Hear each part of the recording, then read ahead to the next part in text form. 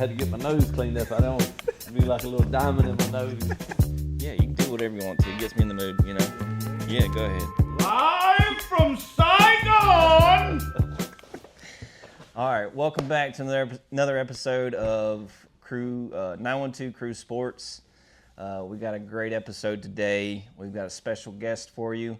Most people call him Coach Sikes. Other people call him Donnie. I'm sure he has other nicknames that I don't even know. I think we called him Donnie in school. Yeah, well, I always had respect on that name, you know. But we're here to welcome Coach Sikes. Bring him in. Let's go. Thank you for joining. What an honor.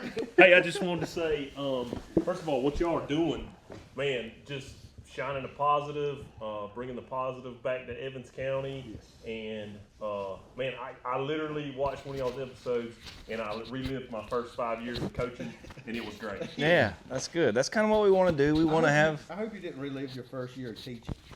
Well, Because that... you know, we were trying to figure it out. Okay. We were trying to figure it out. Yeah, First year for everybody's rough. Yeah, and I was not a good student.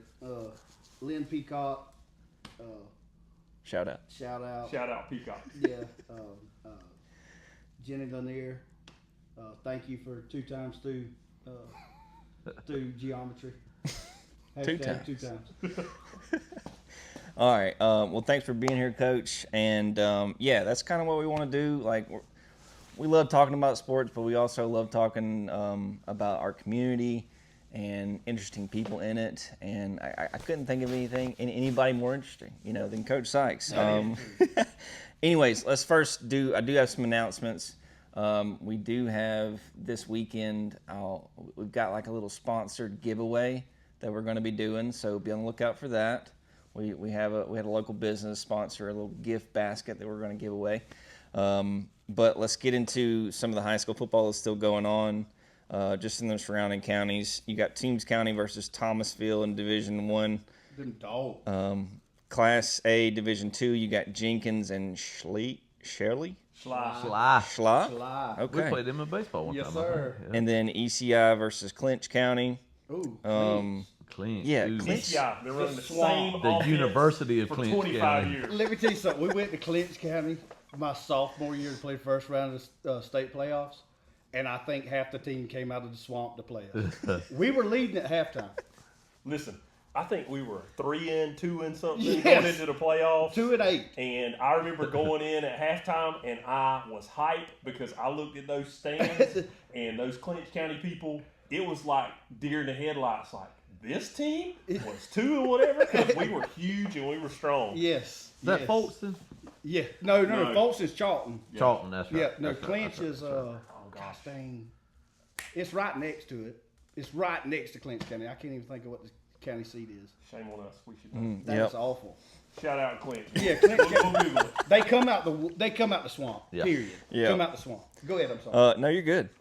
GIA Class A Championship, Robert Toombs Christian versus Edmund Burke. AAA is John Millage Academy versus Deerfield Windsor. So, Really? yep. So, So Deerfield that put us out yep. is in the championship, and Deerfield, might I add, I still think was not the better team. And I'll hush. Yeah. We had some spicy comments. We did. Yeah, we had. Keep those comments coming. Anyways, so brought in Coach Sikes because I think he's doing because he coached me in baseball and was a great teacher for a lot of kids. Coached a lot of kids in Claxton. You graduated from Georgia Southern. Did you go to Bruton Parker too? Bruton Parker. Yeah. Bruton Parker, and you graduated from Claxton too, right? Amen, brother. Yep. Class of 99. Shout out. Yeah, there you go. Claxton High School Fighting Tiger. What sports did you play? I played baseball all 4 years, and I did football my senior year. Played center, didn't you? No, I played tackle, and then I taught Coach Pat Collins, who's Tattnall County's high school head coach now. I talked him into letting me beat the Titans coach. Man, I catch that thing. And Talked your way into catching the ball. He threw me the ball a couple times. I had about 80 yards that season. So it was good. I tried that. I tried to get Jay Cravey my freshman year to let me play tight end. He was smarter than that. No. Ben Jenkins went down with an ankle injury. And I was like, dude, this is my time. I was freshman. I was filling in the gaps wherever we were hurting. I was I played center, played tackle, played guard, played defense a little bit. I was filling in everything. And he let me in at practice one time. And we had stole a play from the C team that was called wide dump. He was all-world practice? But let me tell you something. They slung that ball in there, baby. And it was there. I knew it. I had beat the middle linebackers because we were running. Has Mike ever beat anybody? Dude, I'm talking about smoked him, dude. And I swear I had a replay from when I was in C team and they kicked me in my face mask with an onside kick. That ball hit me square in the face. And I promise you, if I could go back and see it like in real time, I'm sure it looked just like this. The ball hit me in the face. Jay Cravey was spitting dip, hollering, and he was like, "Get back, just get back." And Quinn Bacon got to play tight end. Dang. Again, Quinn, you know how we feel about you. Yeah. All right, so a couple questions that I got. What's your favorite sports memory as a player and then as a coach? All right, my favorite sports memory as a player is probably going to go back. That's a terrible memory, but it's just what popped in there. So That's what we're going with. I am 12U baseball at the Evans County Rec Department. Yes, sir. Okay, I am on the mound because from 54 feet, I'm a dude. I'm a stud. Okay, and I think I was playing for Cleanway, Alfie Cofield. Yep. I think Chad Cofield was on my team. Anyway, they had to give me a ride to practice in games. Anyway, I'm up there, and you'll hear his name a little bit later. Terrell Freeman's up the bat. Oh, yeah. He was the man all the way up from kindergarten racing to everything else under the sun. Yeah. And he was up the bat. And I said, you know what?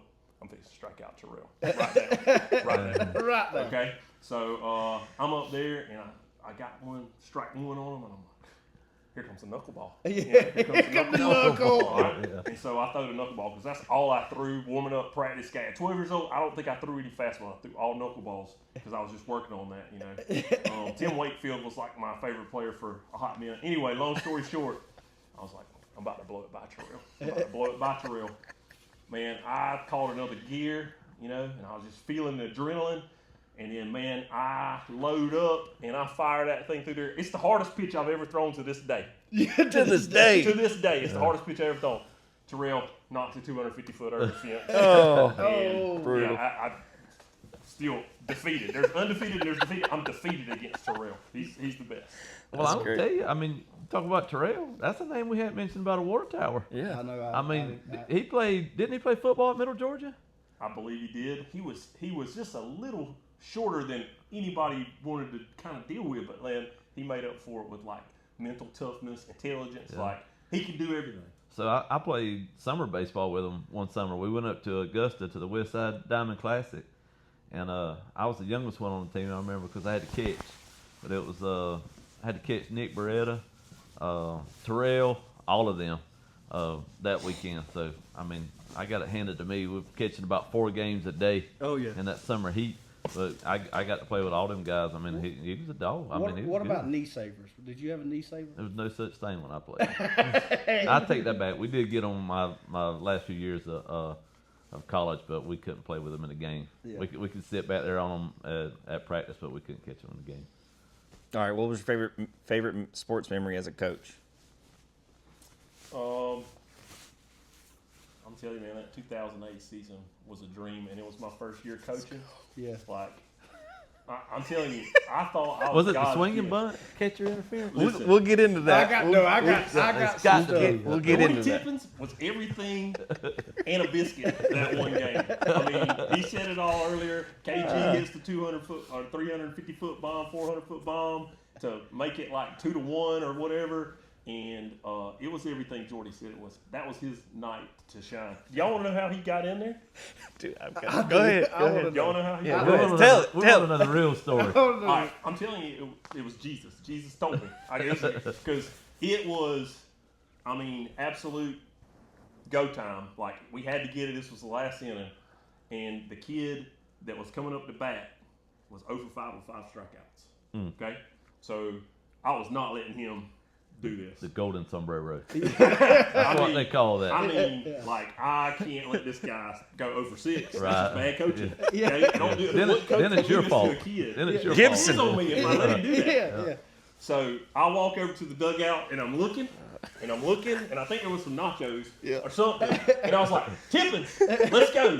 And I mean, I didn't really think it through other than this kid can't go up there and strike out. That's again. right. That's right. All right, and then I look over there and there's Jordy.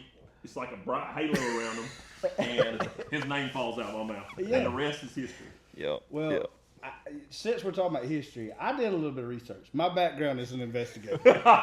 Okay. Don't do anything. No, All right, no, let no. it happen. Let Let it be. Listen, I can't. I'm an investigator by heart.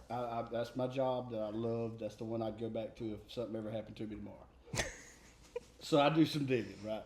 So I called some people that were on the field. God Almighty.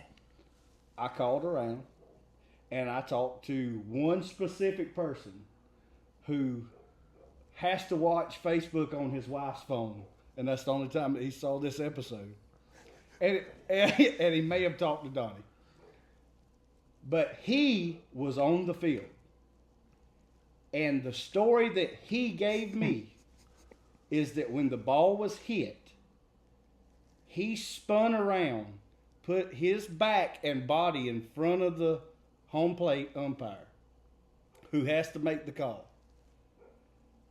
And that the home plate umpire could not see that the ball was, quote, so far foul that it was impossible to be fair. Right now.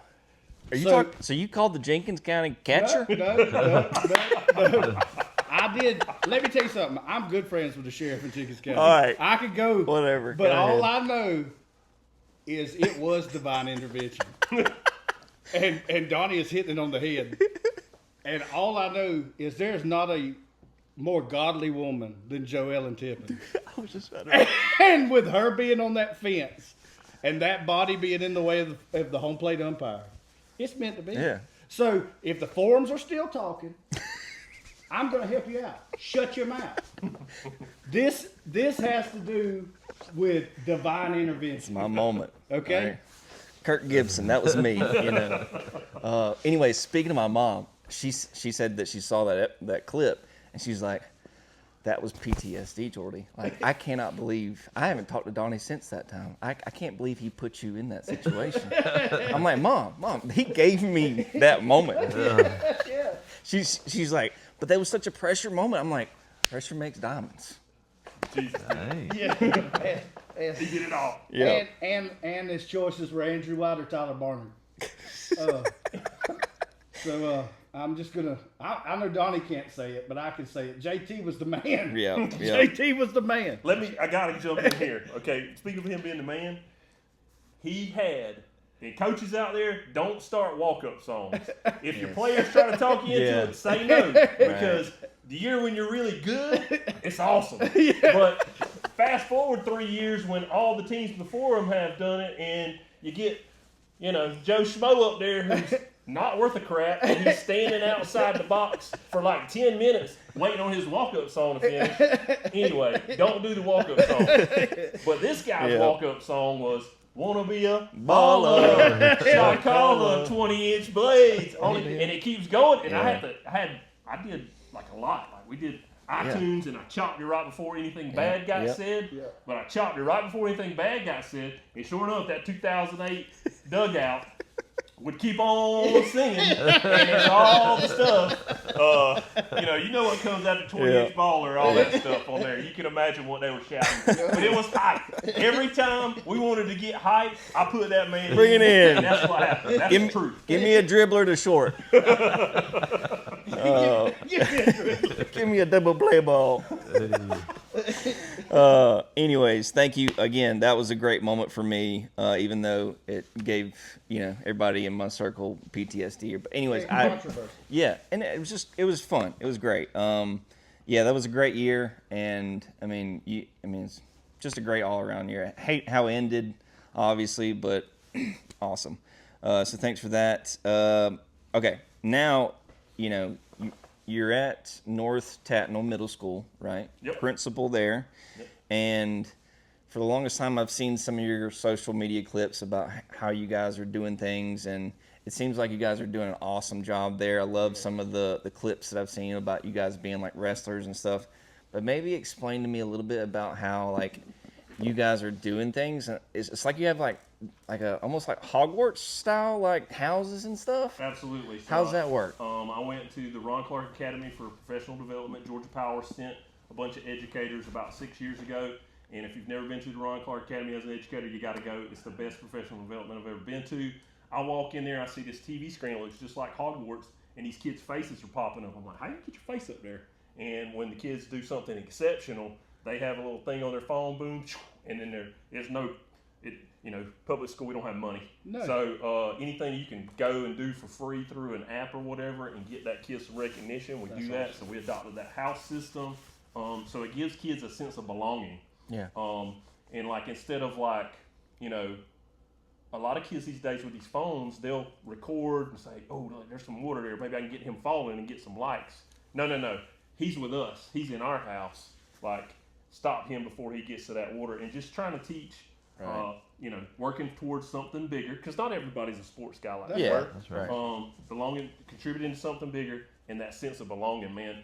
These phones have disconnected young men and young women, especially the young women. And there's books published about the detriment of smartphones, and we're just trying to pull that people element back in, and we're just trying to game the system. And I think the middle school age is absolutely perfect. You're not too cool, but you're still liking school. Yeah. And our job as middle schoolers, as middle school teachers and administrators, is to keep that excitement from elementary school roll until they get to the high school. That's awesome. Yeah. He sent us a clip of almost like a wrestling promo, and the bad guys were like the state test. And like it made me want to go take the test and beat the state test or whatever they were doing. So I mean, it was really cool. I love that aspect. And again, it made me hype about like the test. So shout out to Alan Yancey. He is the best villain I've ever seen in my life. If you hadn't seen that clip, it's on our North Tattnall Facebook page. And he'll say, bring that camera in a little closer. Yeah. I knew y'all couldn't follow along. You don't even know who James Oglethorpe is. And I'm behind filming, and I'm trying to hold the camera steady because it was, in the moment it hit, I've watched it every time since then, and it hits. Alan Yancey's son. He was a pretty good villain when I stepped on that guy's back in football, too, that one time. I stepped on a guy's back, and it somehow, with a 30-yard gain of a run, whoever's working that camera back in the day when they were up on top working that camera. He's paraplegic now, or No. He catches me step on this cat's back. Oh yeah. And we're watching film in the weight room. It's like the Max stepping on the guy's back show. There's nothing else in that play went wrong other than Max stepping on someone's back, and it ended up with Alan Yancey destroying me at practice the next day. So yeah, he's a villain in real life too. He's a villain in real life. The big villain I remember from that football coaching staff on there was rumors that Patrick Hendricks was the best offensive line coach this side of the Mississippi. That was what was told to us, and all I know is I heard, Mac, you're freaking killing me, son! Mac, block some daggum body! That was Coach Hendricks riding Mac all the way into the ground, and I'll tell you what, he turned into a pretty good football player. I give Coach Cartwright and Coach Hendricks a lot of credit on that. Hey, Coach Hendricks did make me what I am, or what I was. But I will tell you, there was multiple times that I think I had a plan to destroy him. Yeah. We can see it in your face. Yeah, I can remember, we at one time, he came up with an idea of us flipping those tires. Do you remember that? We still flip tires at the middle school now because of that. Dude, he made me flip that tire because I didn't give it my all. Yeah. I had to flip that tire up the back of the old track when we practiced on the track behind the old high school now where the bus barn is now. I had to flip it up the hill. Okay? We following? Yeah. Heavy thing uphill. Yeah, hashtag Hendricks. I hear he still does that to his players. Brooke Yarborough's told me a little bit about baseball. He's doing that to his sons. Man. They're going to be tough, too. Yeah, they're going to be tough. Yeah. He will make you tough. That's funny. All right. What was the biggest adjustment from being a coach to being a principal?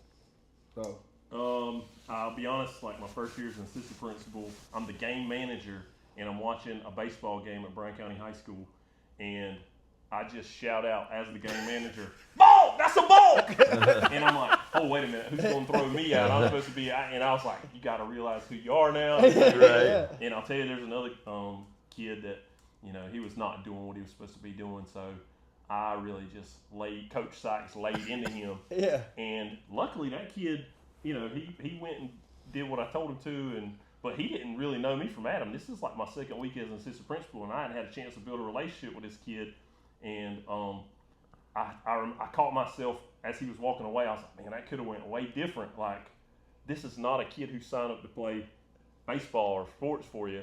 Like, you're going to have to work a little harder to make some deposits in that bank account before you try to make a big withdrawal like that. But Lord looking out again. It went okay. He took it well.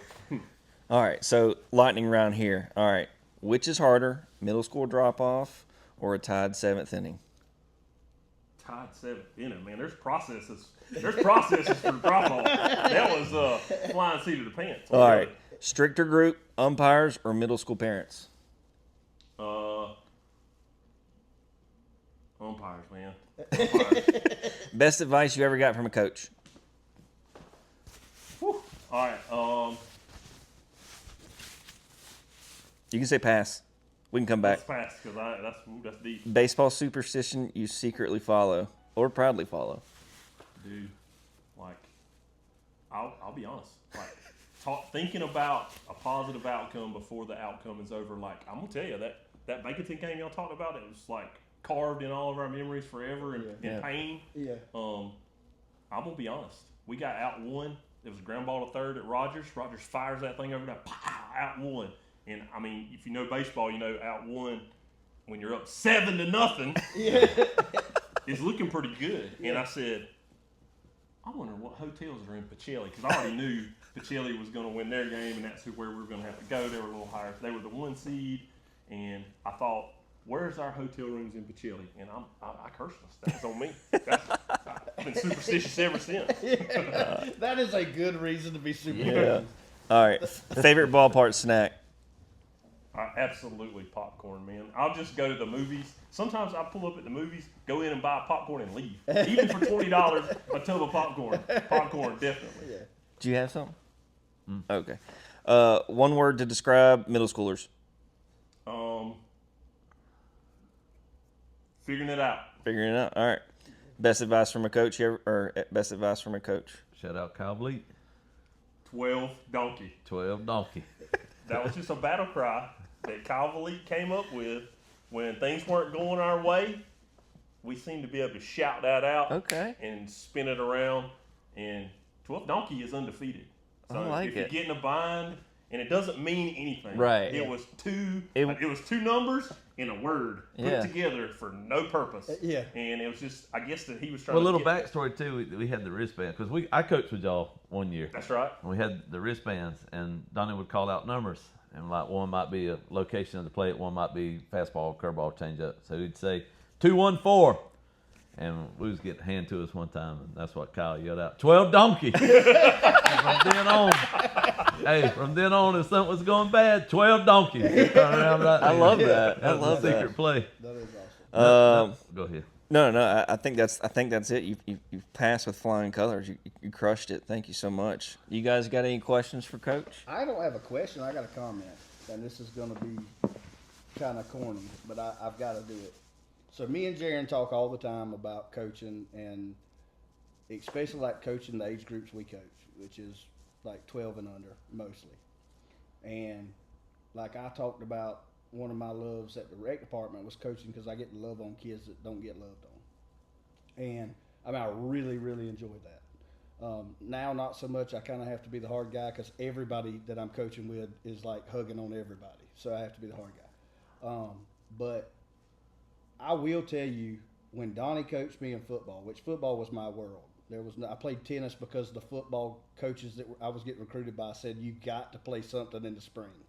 And I was like, well, we've already had this conversation about what females wore when they played tennis. But I can tell you, I have numerous memories of things not going Mac's way on the football field and Donnie coming up to me and us talking or cutting up or something, and it made it better. So I want to give you a shout out for that. You changed my life when you were coaching. I enjoyed it. I know talking with Rogers and Peel and everybody else in my age group that you coached, we enjoyed giving you immortal trouble. But there was not one day that I don't think anybody in my age group wouldn't have like literally burnt the school down to make sure you were okay. Because you were an awesome dude. It means a lot. Yeah. Yep. I wish I'd have put Matthew in, by the way. Yeah. You know, he ended up tearing his UCL Tommy John about 2 years later in college anyway. I'm telling y'all, he threw 118 pitches the day before, and I was strict rule imposed on myself to protect his arms. So Rogers was done. It didn't matter what happened. I wasn't putting Rogers in, but I can tell you now, 45-year-old Donnie Sikes would have put Rogers in. Anyway, hindsight's 2020. Yeah. He was in the comments in that video. I Yeah. saw it. I was like, come on, Rogers. But do you remember when we were talking about it? I don't even know why I said it. But I said, I'm sure Rogers had something to do with it. Yeah. And Yeah, then- you're right. Yeah, then I'm texting somebody and they're like, yeah, Rogers had something to do with it. He's the one that kept saying he wanted to get back in the game. I'd like to talk a little bit more about Mac Ugly crying after that game. Dude, I ugly cried. Dude, everybody did. Yeah. I'm not gonna lie. Like It like stung. you said, KG and Zach were just off in center field. I mean, this is after we throw one in the dugout, it hits their bucket, and yet we get a base penalty. A ball hits off of a sprinkler, and Jamalcolm Morgan, like one of the best center fielders, it bounces over his head. I mean, what could go wrong went wrong. So a little bit of it was my fault then. Yeah, How's the sprinkler. It was The the sprinkler. sprinkler. The rag. The ground A little fan. bit of it was my fault. There it is. You know what? I didn't black even know, cloud. but maybe so. Well, I can tell you what it was. It was one of the sprinklers that had the head on it about that big. That was from about '82 when they opened the park. Yeah. We hadn't changed it out yet. So. Hashtag Jimmy McNeely. Jimmy Mack. But yeah, no, the one thing that I was thinking about after we had that video is this is going to be awful. And Rogers, I'm sorry, but you were crying too. We were walking down those stairs, the Danny Swain stairs, at the upstairs thing, and all the players are coming off. Everybody's already gone. It's just family and players. And the saddest thing I think I've ever witnessed was Jordy, KG, and Zach walking up that red clay hill right there behind the little small field across it, going back up to the parking lot. Oh yeah. After that, because I mean it was their last game, man. Yeah. That was It was snatched. Like, That was it. I mean, rug pull. Wasn't there a Peel on that team? John. Yep. John was first base. Yeah. Yeah. Okay, well that wasn't that season because I think it was 10 that. And see, like, I don't know if y'all know this part of the story, but like literally their pitcher was an all-state tennis player, and he flew into the Evans County Rec Department. And I'm gonna be honest, it's been statute of limitations is up now. Yeah. Like me and BT were scheming to get that game started at 4. We like these lights. I mean, they're Rec Department lights. You know, we were saying whatever we had to say to get that game started at 4 because we knew the tennis match was at 3 or something in Atlanta. They flew that joker into the Evans County Rec Department, and that first game, I don't know if this is probably crazy in history, but like it was. I believe it was like 7-7 or 10-10, and we had the bases loaded, no outs in the bottom. Like we're gonna win that game 90% of the time by the baseball metrics that are nowadays. And Harley Hendricks, who also y'all gave him a shout out last time for his pitching, but he batted 500 that year. I remember him taking home the swing away tee that make you swing down. He put it in the back of his truck on the weekend. He'd take it home, take catch, bring it for practice on Monday, do it all again. He batted 500. And I can't remember who was behind him, but it was like the heart of our lineup. Strikeout, strikeout, strikeout. And we lost game 1 in extras. We blew them out 14-4 in game 2, and then we're up 7-0 and before the wheels fell off in game 3. I'm telling you, we were bonded. That 2008 baseball team, all those families, all these kids that are adults now, if you were out there, you had a piece of your heart tore out that day. Yeah, I mean, one thing I remember about the season is calling and playing Bombs Over Baghdad and Sweet Best Chef. diamond girl in history. Yeah. I say he's a pretty girl too. Hey baby, hey, you Diamond girl. gotta get in where you fit in. They were having way too much fun when I was up there driving my Jeep in laps while everybody else was running laps at tennis. So while they were running laps, I was down there helping the baseball team. But anyway, we hung K's on the daggum outfield fence for several of the games this season. Yeah. I mean, when people came to Claxton, they walked away going, we just got our butts kicked. That year, they got their butts stomped, son. I It gives me chill bumps. I remember P.D. Gives me Deloach chills. saw me. He was, I think he was early in his UPS career at that point, but he bumped into me somewhere, and he's like, man, I hear you coaching high school now. Y'all are tearing it up. It's like, yeah, we're doing pretty good. He's like, no, seriously. I heard that was the best defense Claxton High School baseball might have ever had. And, Brandon Stanfield, I think he was a freshman on that team. Was. And, he didn't miss nothing. He didn't play like a freshman, and he fielded everything. I don't know if he made an error that whole year. I honestly can't remember one, but he was just smooth as silk. Like, when you're talking about pieces of the puzzle fitting together, man, it was a special team. And I thought, man, I know how to coach. It's as easy. How did everybody ever win before or whatever? And then reality set in my next, I ended up coaching 13 more or 12 more years after that. And I was like, man, I didn't know how good I had it in 2008, But look, all those kids are successful now. You got doctors, engineers, there's lawyers, there's people running their own HVAC companies. Like, it's just a good group of kids that were coachable, that were bought in. And man, that's the intangible difference maker. And year one, third year teaching Donnie Sikes didn't appreciate the jewel that was sitting right there that year. You don't know what you got. And You don't know what you got till it's gone. Shout out, whatever that. Who sings that? yeah. Well, and the best thing that ever happened to you is Cody Smith playing catcher and me not listening to Matthew and coming out my senior year to try to play catcher. That's the best thing that ever happened to me.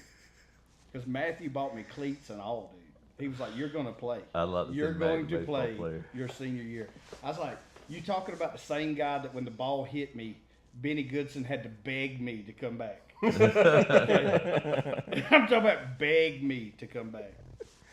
What did Baconton do the next series? I don't know. I think I just swore off baseball. I couldn't get on the I couldn't get on nothing that said. I mean, I had to separate myself. That was from the good old baseball days of the from vent football. too. There was the vent, yeah.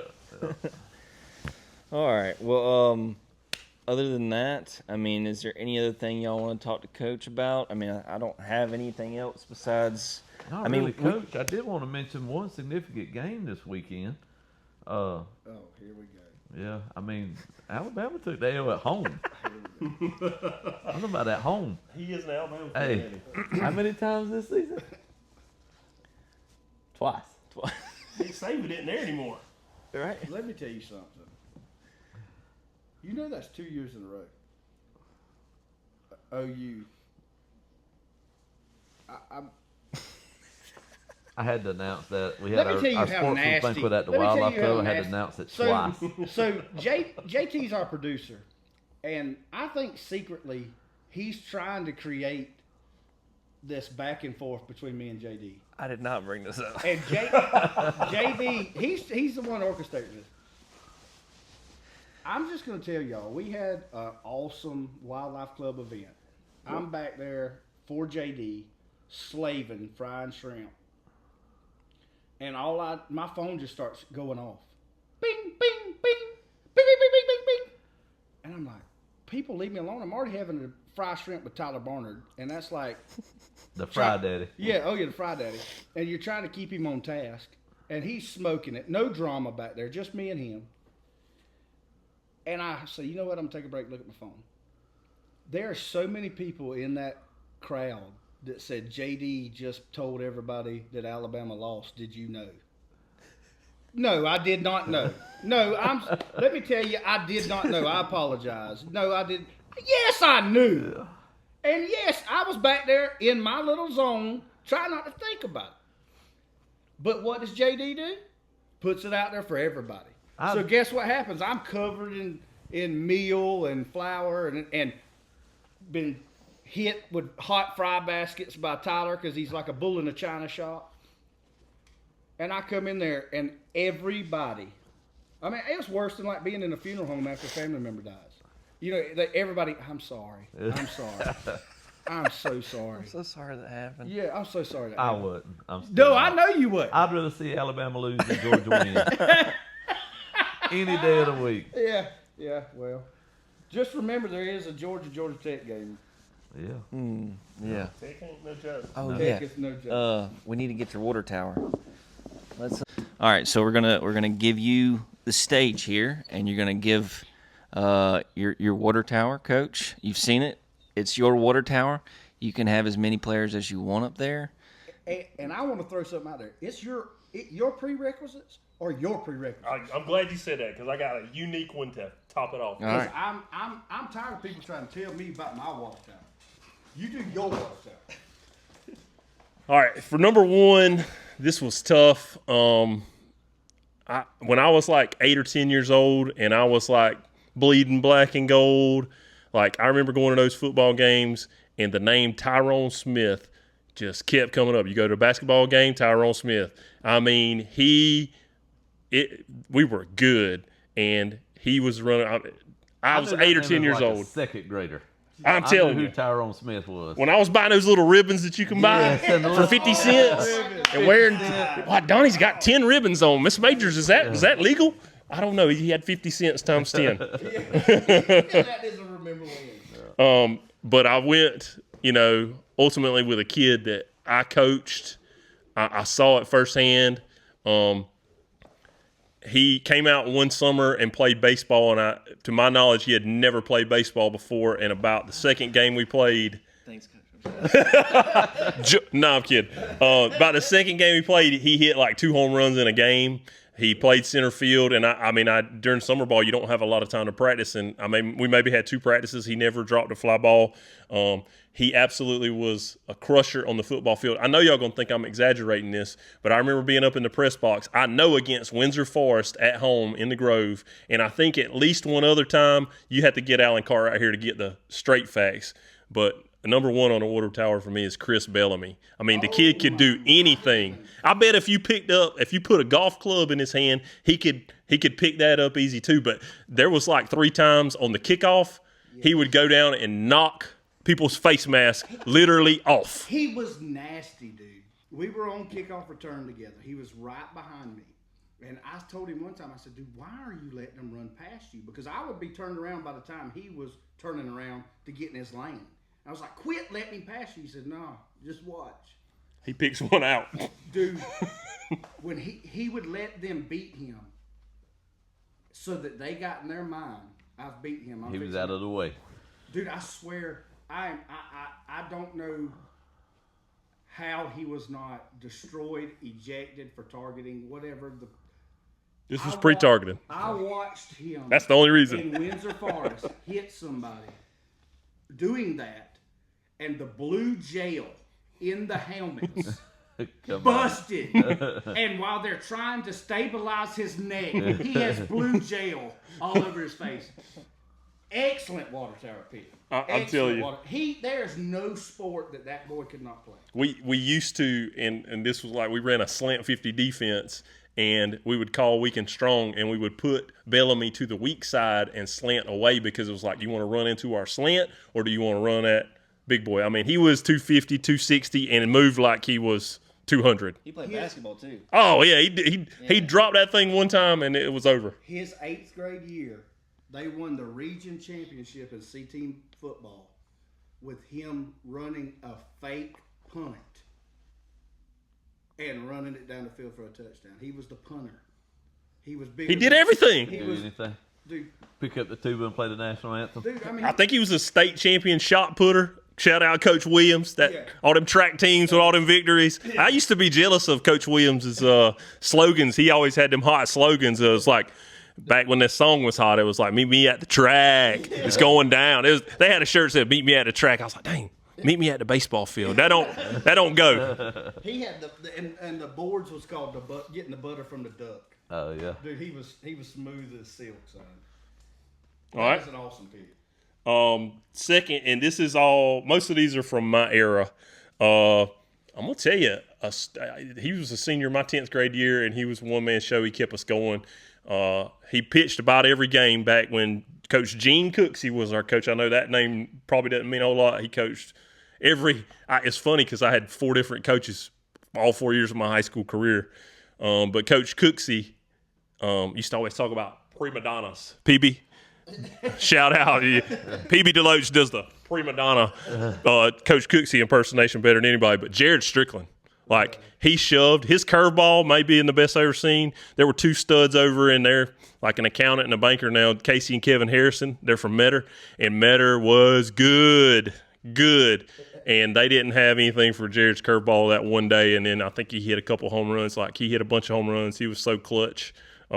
Jared Strickland's number 2 as a straight baseball player and student athlete, honor graduate, all that good stuff. But all right, number 3, y'all have heard his name already, Terrell Freeman. Yeah. And like I said, from kindergarten races where you line it up and see who's the fastest in the class to 3rd grade where I watched that joker run up a tree and do a flip, and then I said, well, if Terrell can do it, I can do it. And so, little Donnie Sikes in 8-year-old Donnie Sikes runs up the tree, and my neck catches the ground, and like, I don't know if I'm still, maybe that's what's happened to me, but then he was our QB my senior year, and then running back, I don't know. I mean, he was a stud, and I told y'all about my sports memory. I was going to strike Terrell out. Well, that never happened. The harder you threw it, the harder he hit it. Yeah. He was just that guy. My number 4, it goes to my 2008 Region Championship baseball team. Like I said, they were that gym that I didn't understand what I had, that little treasure that I had that year. But those kids were a blessing to all of us, this community. I mean, I don't think Claxton's won a region championship since, and I hope we get one quicker, sooner rather than later. But that team was awesome. I struggled with these last couple right here because, like, we've got some good coaches who made an impact on my life. Like, I remember somebody, because I could walk to school. I lived on College Street between the Pecan Grove and the high school, and they thought, well, Donnie can be your little, basketball manager. And Coach Lynn asked me to, mop the floor in between on half. And I looked, all the people were looking at me, and I thought I was messing something up. So I'll be honest, I did not come back after that one time, but I got to hang around the basketball guys a lot. You were the human version of the Zamboni. That's right. I was the human Zamboni because I could walk to school, and I was a good kid, I guess. I don't know. And maybe they thought I was a latchkey kid, needed something to do. But this was tough between Coach David Green, Durrell Lynn, and Duck Bruton. Let me tell y'all, I got to get into this Duck Bruton story now. So I thought I wanted to play basketball one year, and my dad tried to talk me out of it. I mean, looking back, he knew what he was doing, but I had made like 2 baskets out in the driveway, and I said, well, I'm Jordan. I've arrived. Yeah. So anyway, he let me play, and Duck was my coach, and the tip-off of the first game I ever played organized basketball, Reggie, I can't remember Reggie's last name. I think they called him Booty Red. I think it was his nickname. Anyway, he was the best player in there, okay? So he gets it, steals it, and, I'm hustling down the court, and, like, I'm open, and he hits me. I bounce it once and lay that sucker in. We've been playing basketball for 10 seconds, and I'm already got my 2 points in. Guess how many points I scored that year? 2. I mean, it was Reggie was Jordan. I had said, well, Reggie's probably Jordan. I'm probably Pippen. But I scored 2 points in the first 10 seconds of my career. How many did I score that season? 2. All right. I just remember Duck yelling. The offense that year was, push, Reggie, push, push. And I was saying, push, Reggie, because I was on the bench right beside Duck. But I learned that basketball was not for me. Still ain't. And then the last one, y'all said it is what it is. It's mine. But y'all don't understand the gym that is out there. The Thursday, Sunday, Evans Heights Blitz. This thing's been going on, I bet, for 50 years. Yeah. If you're a golfer and you can make a birdie once a round, Like, there's a group of 20 to 30 men out there on Thursdays at 1 o'clock and Sundays at 1 o'clock. I guarantee you they'd be more than happy to welcome you into the ground. It's like a human kickball match. Like, remember kickball in elementary school where you go stand up there, the best 5 or 6 people get up there and like, give me so-and-so. Yep, give me so-and-so. And when you, toward the end of getting picked, that makes you want to be better at golf. Like, I'm out there taking lessons and I'm hitting drives in the yard, chipping and doing all these things. But that is a great group of camaraderie. And, like, it's just a lot of fun. The blitz at Evans Heights is my final thing on the water tower. Nice. I like how you did a little different with the water tower. That's nice. I love the tweet. Yeah. That's awesome. It covers so much, and you know that's what I kept saying about mine is I was kicking myself in the head for not doing honorable mentions, but you covered. That covered everything. That covers your honorable mentions. That covers your top. I was glad he said Tyrone too, because I knew there was somebody that played football when I was like first, second grade of their class, third grade. And I cannot remember his name, but I know who it was. When I hear it, I remember it. It was Tyrone. How about the remember when he threw out there too in his water tower? Oh yeah. Dude, I can remember begging and my them stickers mother. and everything. Then homecoming, you had the big one. Dude, Man. And the teacher, like I was always, you know, I don't want to talk bad about my family, but my family, they are not like participators. They just don't do it. So I'm like going around in my dad's pants, seeing how many quarters I can find off the floor, because my dad is straight up just like me. We drop stuff everywhere all over the house. So I'd go in there, and me and JB be trying to get the quarters to get together so we could have our name called out by the teacher to go up front and grab the little gold and black little ribbons that we used to wear for the homecoming stuff. So that was Cheerleaders used to come around and sell them. Oh Yeah. man, I was like, take my I money. mean, that was perfect. Yeah. that's awesome. Like I That said, was the so homecoming one was a little bit bigger, a little bit cool. Yeah. longer, sticker. Put Wear it that on your thing all room. day. So I bet I got some somewhere. Yeah. 'Cause if they had one, they had a football game and had a ribbon, I had it. Yeah. I had it. Those were special. That is so. That's such an awesome memory. Yeah, great water tower, Donnie. Y'all tough act to follow. But yeah, I other than that, I mean, we talked a little bit about Alabama. I mean, We don't need to talk anymore. yeah, I think they're still in the top 10, so I think they got a chance. I mean, they'll make the playoffs. They went out. They're kind of like a Notre Dame. You can lose 4 or 5 games. We're still going to try to get you in the playoffs. We know you got a chance to Dude, win, but In the top 14, 7 of them are in the SEC. yeah. 7 of the top 14 are in the SEC. I think Texas is You've- figuring out you've it's a got- little different world. And you've got But did you see their schedule and who they had played before? yeah. I mean, it was lower You know, tier. but you know, Who do you think the best team in college football is right now? Right now. What is it, 13 or 14, whatever it is. The Georgia Southern Eagles. Swatty. Shout out that new helmet. Yeah. Come out. I tell you what I did like. I did not care for the logo on the helmet. That But guy. the white and the full dark blue, I like that. I did like. I like the full dark blue. Y'all do understand that was a tribute to freedom, right? Yeah, As long as yes. it looks Yeah. good. Oh, Okay, yes. some of the people out there might not understand that. I got a tongue lashing from my brother-in-law Cody Burns. Oh yeah. I got a tongue lashing because I got my Georgia Southern fandom revoked because I said I didn't really like it. and, you know, listen, I do think they could have done better with the eagle logo. No, So don't I know you it say was, I one know it was a word. freedom. Cody, he's I know it was a joking. freedom thing, and I He's understood that joking, when they was Cody. doing They it. cut it out It's in a vinyl joke. and slapped it on there. it's a joke, Cody. You know I love you. Anyway, let's get off of that. You're trying to bring back. Oh, yeah, I'm some getting you in problems. trouble again. You're getting everybody in trouble. The number 1 team in college football right now, in my opinion, Don't you say Ohio State. the number 1 team that has the potential, if Georgia Tech doesn't put a mollywop on them, in my opinion, I have to say Georgia. No. I have to.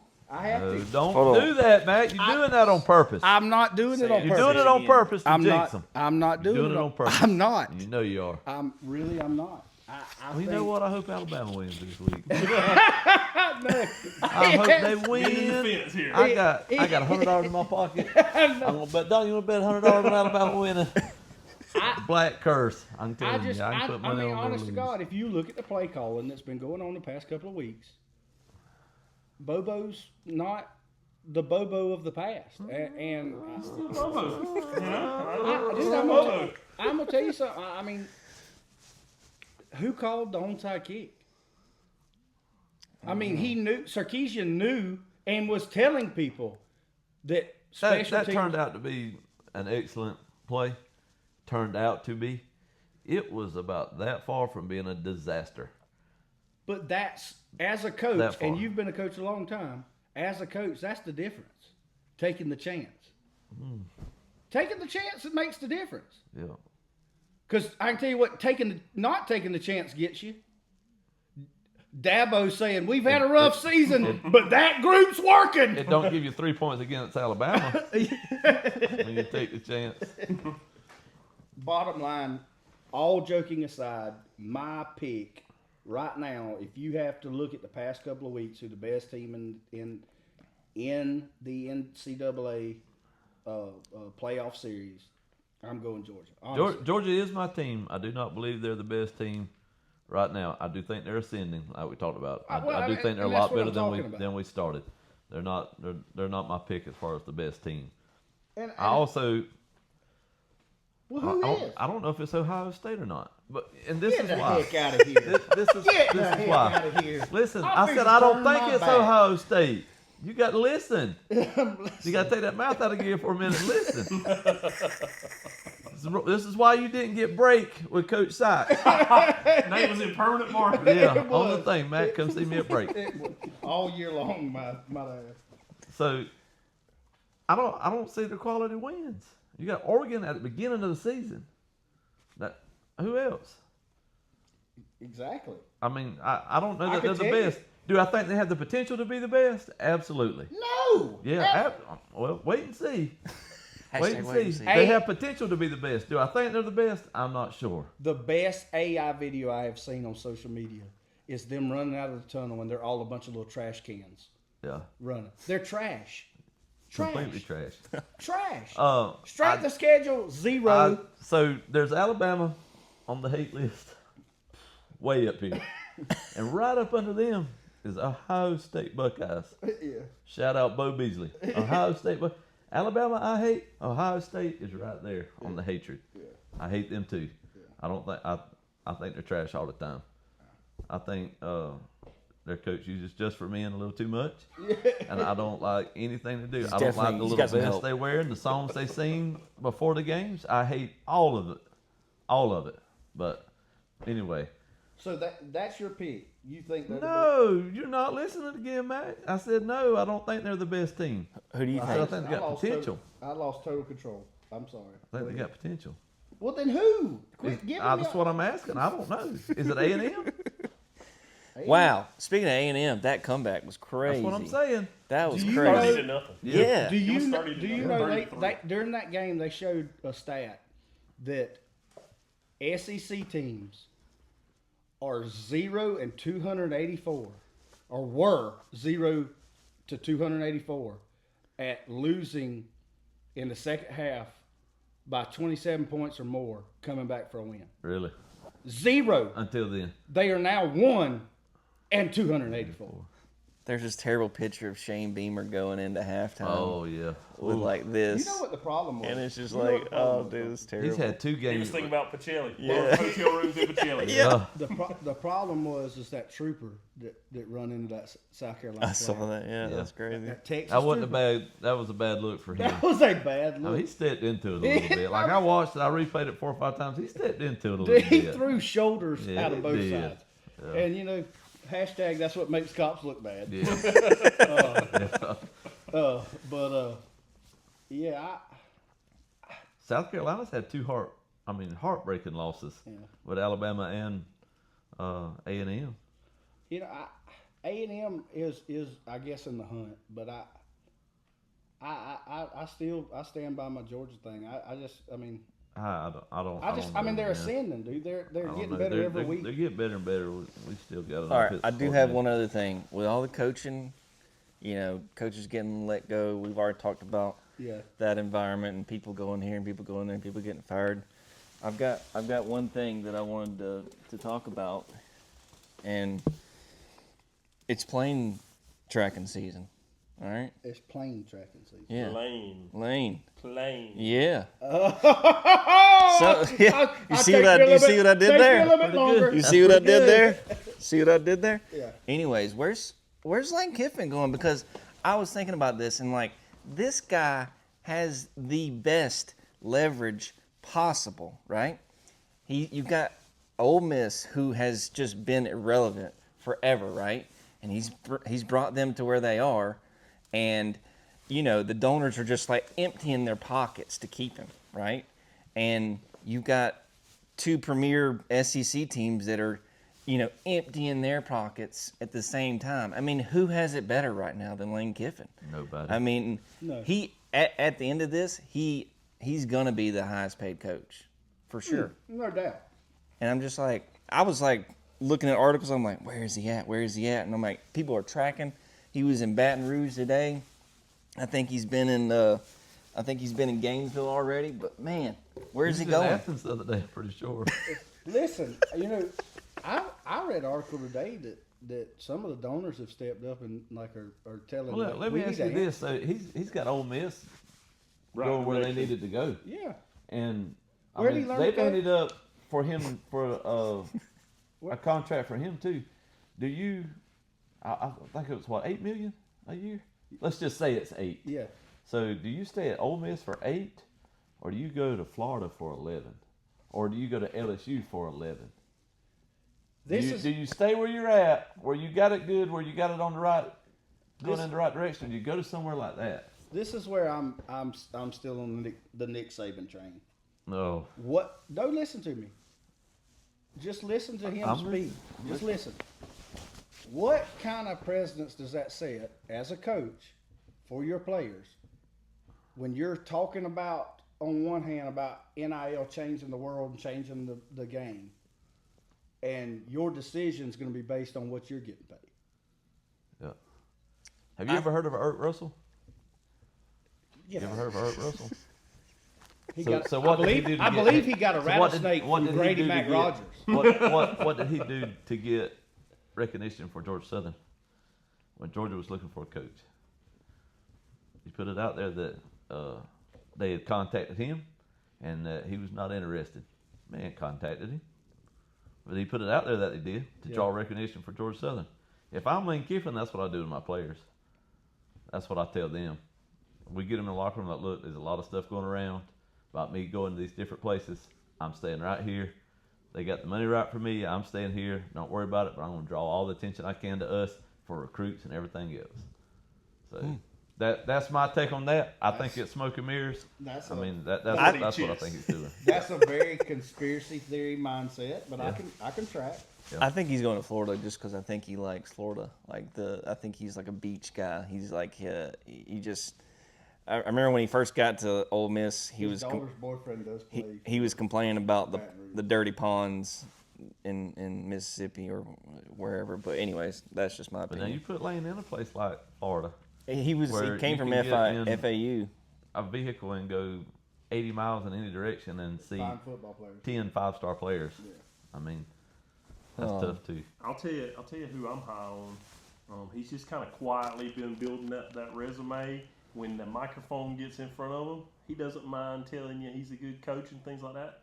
But and I don't know his name, the Indiana coach. Yeah.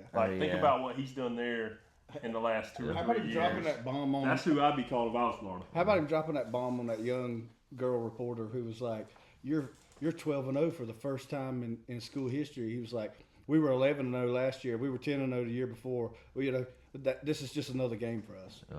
I mean, just straight bomb. Is Indiana one of the best teams in the country right now? Let me tell you something. Big Ten stuff, man. Dr. David Dowse, I'm sorry for what I'm about to say.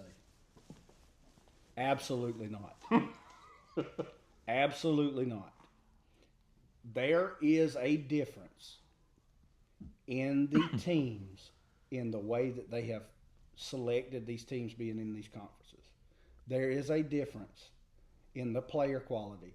It is no different than a Sun Belt team trying to produce in this Sentimental Mac. That's what he does when he starts talking. I'm just telling you. I mean, yes, there's a huge. Are they a good team? Absolutely a good team for who they play. Absolutely a good team.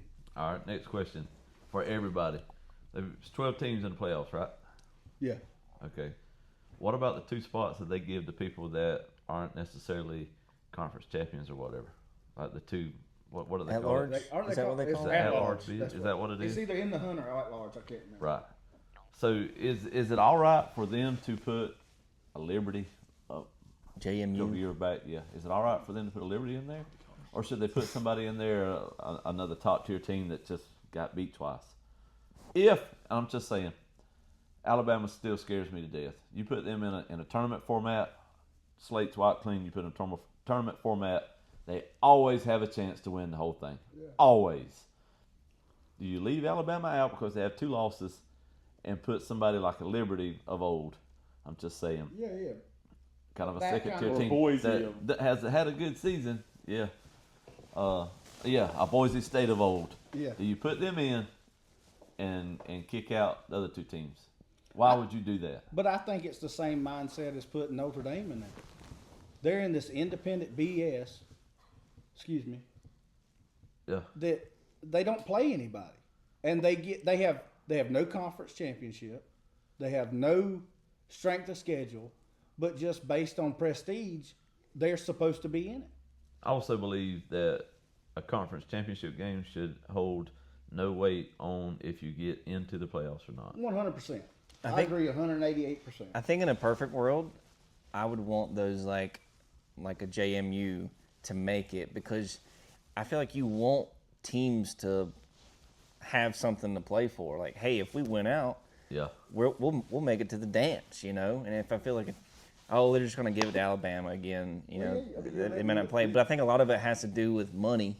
Yes. With like, hey, what's going to sell out here at the Orange Bowl, or you know, a lot of that has to go into it. So I mean, I think in a perfect world, yeah, I would love to see those Cinderella teams that would get in and like beat, you know, a Texas Tech or I guess they're not a big team, but just to make a run in the playoffs. That would be cool to watch. Yeah. I think with baseball and basketball, that can happen. You can always have a Cinderella team. True. Baseball and basketball, you can have Mercer beat Duke or whoever it was that time. Yeah. You can always have that. I don't think you can have that in football. Yeah. I don't think you'll ever see I get that. Liberty beat Alabama. I mean, it's just not going to happen. There's 4 quarters to football, and it's just a lot of variables to it. But I wish that they would. It's never going to be right. Yeah. But I mean, even with the BCS, I wish they had like a computer system to rank the teams and that took the top 12. But that's just my opinion. Well, He chomped down on me so hard I'm bleeding. Mike Tyson bit you He over. bit me over here. well, I think only thing we forgot to do is to thank our sponsors, Claxton Oil and A1 Glassmasters. They've been with us since day one, so thank you. The very first day. Yeah, A1 from day one, you know, so thank you guys. I think we could sit here and watch Mac bleed for the next 10 minutes or whatever, but and probably talk college football for another 30 minutes. But again, thank you, Coach, for My coming. pleasure. Appreciate It was Johnny. an Thank honor. you. And that tape, What'd you say? Water Tower was. Yeah, Water Tower was great, man. That was fantastic. So thank you for that. Thanks for watching. We'll see you next time.